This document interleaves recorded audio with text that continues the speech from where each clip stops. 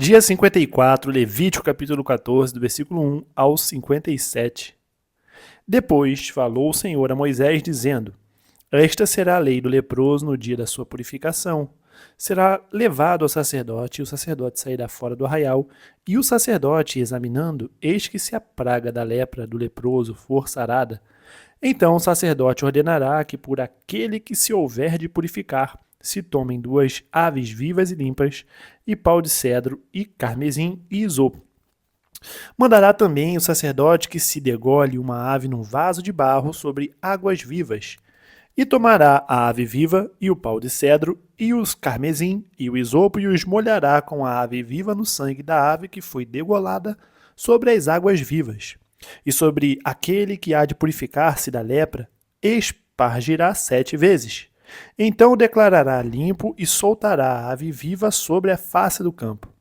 E aquele que tem de purificar-se, lavará as suas vestes e rapará todo o seu pelo, e se lavará com água.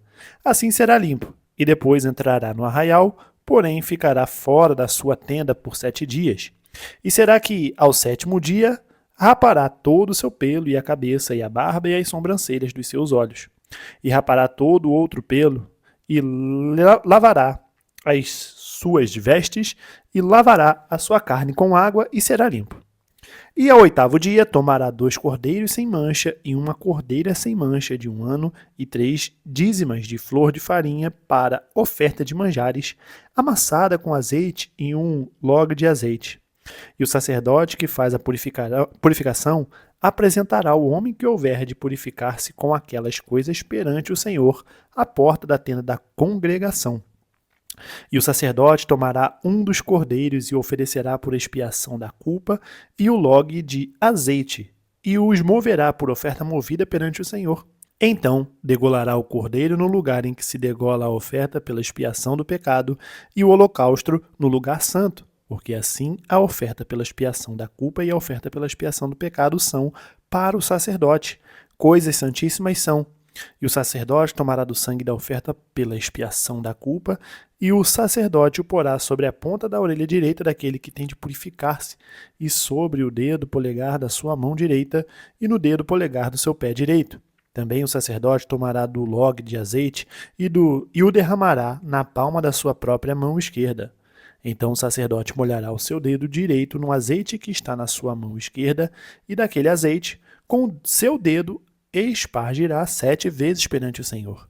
E o restante do azeite que está na sua mão, o sacerdote porá sobre a ponta da orelha direita daquele que tem de purificar-se, e sobre o dedo polegar da sua mão direita, e sobre o dedo polegar do seu pé direito, em cima do sangue da oferta pela expiação da culpa. E o restante do azeite que está na mão do sacerdote, o porá sobre a cabeça daquele que tem de purificar-se. Assim, o sacerdote fará expiação por ele perante o Senhor. Também o sacerdote fará a oferta pela expiação do pecado e fará expiação por aquele que tem de purificar-se da sua imundícia, e depois degolará o holocausto, e o sacerdote oferecerá o holocausto e a oferta de manjares sobre o altar. Assim, o sacerdote fará expiação pelo homem, e este será limpo. Porém, se for pobre e a sua mão não alcançar tanto, tomará um cordeiro para expiação da culpa em oferta de movimento, para fazer expiação por ele, e a dízima de flor de farinha, amassada com azeite, para oferta de manjares, e um log de azeite, e 2 rolas ou 2 pombinhos, conforme alcançar a sua mão, dos quais um será para expiação do pecado e outro para o holocausto. E ao 8º dia da sua purificação, os trará o sacerdote à porta da tenda da congregação perante o Senhor. E o sacerdote tomará o cordeiro da expiação da culpa e o log de azeite, e o sacerdote os moverá por oferta movida perante o Senhor.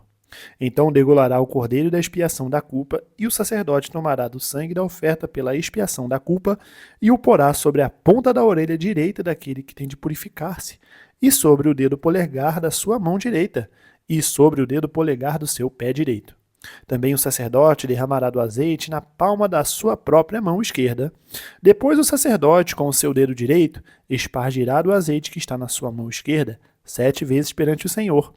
E o sacerdote porá do azeite que está na sua mão na ponta da orelha direita daquele que tem de purificar-se, e no dedo polegar da sua mão direita, e no dedo polegar do seu pé direito, no lugar do sangue da oferta pela expiação da culpa. E o que sobejar do azeite que está na mão do sacerdote, porá sobre a cabeça do que tem de purificar-se, para fazer expiação por ele perante o Senhor. Depois oferecerá uma das rolas ou um dos pombinhos, conforme alcançar a sua mão. Do que alcançar a sua mão será um para expiação do pecado e o outro para o holocausto com a oferta de manjares.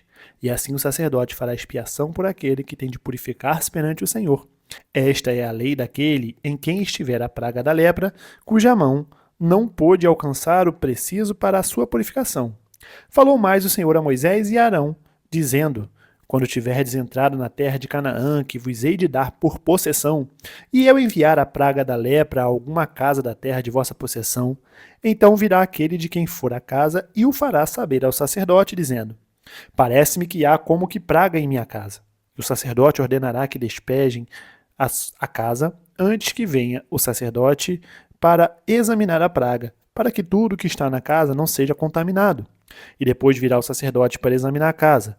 E vendo a praga, e eis que se a praga nas paredes da casa tem covinhas verdes ou vermelhas, e parecem mais fundas do que a parede, então o sacerdote sairá daquela casa para fora da porta da casa e cerrará a casa por 7 dias. Depois tornará o sacerdote ao 7º dia e examinará. E se vir que a praga nas paredes da casa se tem estendido, então o sacerdote ordenará que arranquem as pedras em que estiver a praga e que as lancem fora da cidade num lugar imundo. E fará raspar a casa por dentro ao redor, e o pó que houverem raspado lançarão fora da cidade num lugar imundo.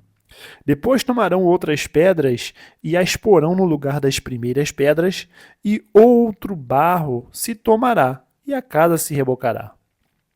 Porém, se a praga tornar a brotar na casa, depois de se arrancarem as pedras, e depois de a casa ser raspada, e depois de ser rebocada, então o sacerdote entrará, e examinando, eis que se a praga na casa se tem estendido, lepra roedora há na casa.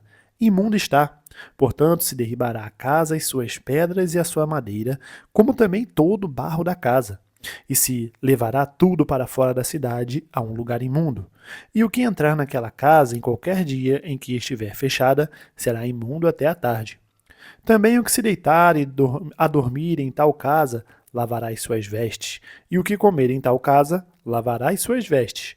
Porém, tornando o sacerdote a entrar e examinando, eis que se a praga na casa se não tem estendido, depois que a casa foi rebocada, o sacerdote declarará a casa limpa, porque a praga está curada. Depois, tomará para expiar a casa 2 aves, e pau de cedro, e carmesim e isopo, e degolará uma ave num vaso de barro sobre águas vivas. Então tomará pau de cedro e o isopo, e o carmesim, e a ave viva, e os molhará na ave degolada e nas águas vivas, e espargirá a casa 7 vezes.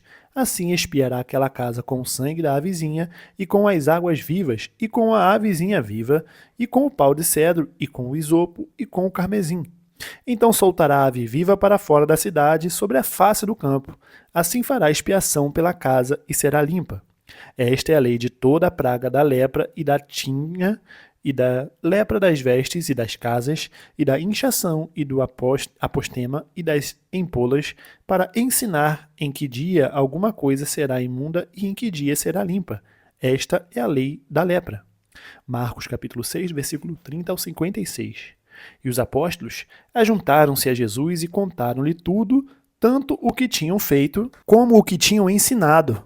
E ele disse-lhes: vinde vós aqui à parte, a um lugar deserto, e repousai um pouco, porque havia muitos que iam e vinham e não tinham tempo para comer. E foram sós num barco para um lugar deserto, e a multidão viu-os partir, e muitos os conheceram e correram para lá a pé de todas as cidades, e ali chegaram primeiro do que eles, e aproximavam-se deles. E Jesus, saindo, viu uma grande multidão e teve compaixão deles, porque eram como ovelhas que não têm pastor. E começou a ensinar-lhes muitas coisas. E como o dia fosse já muito adiantado, e os seus discípulos se aproximaram dele e lhe disseram: o lugar é deserto e o dia está já muito adiantado. Despede-os para que vão aos campos e aldeias circunvizinhas e comprem pão para si, porque não têm o que comer. Ele, porém, respondendo, lhes disse: dai-lhes vós de comer. E eles disseram-lhe: iremos nós e compraremos 200 dinheiros de pão para lhes darmos de comer? E ele disse-lhes: Quantos pães tendes? Ide ver. E sabendo-o eles, disseram: 5 pães e 2 peixes. E ordenou-lhes que fizessem assentar a todos em grupos sobre a erva verde. E assentaram-se repartidos de 100 em 100 e de 50 em 50. E tomando ele os 5 pães e os 2 peixes, levantou os olhos ao céu e abençoou, e partiu os pães, e deu aos seus discípulos para que os pusessem diante deles. E repartiu os 2 peixes por todos, e todos comeram e ficaram fartos, e levantaram 12 cestos cheios de pedaços de pão e de peixe.